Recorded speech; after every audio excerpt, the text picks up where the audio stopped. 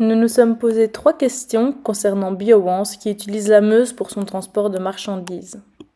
Tout d'abord, il faut savoir que Bioonce, c'est une entreprise qui utilise des matières premières végétales pour créer du bioéthanol, qui est un carburant qui est plus respectueux de la nature. Bioonce va aussi valoriser les sous-produits afin de créer de l'énergie. Quelle proportion d'énergie est réinjectée dans le réseau électrique? Il faut savoir qu'une grande partie de l'énergie produite par Bioonce va être réinjectée dans le réseau. On parle de plus ou moins 40%, mais évidemment, ce chiffre va varier en fonction du fonctionnement et des conditions de Bioonce. Quel type de biomasse est utilisé à Bioonce?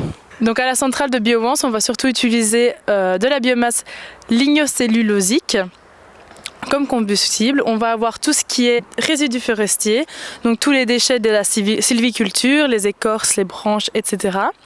On va avoir tout ce qui est culture énergétique, le miscanthus, le peuplier, et les sous-produits de l'agriculture qui sont des déchets tels que les pailles, les drèches, etc.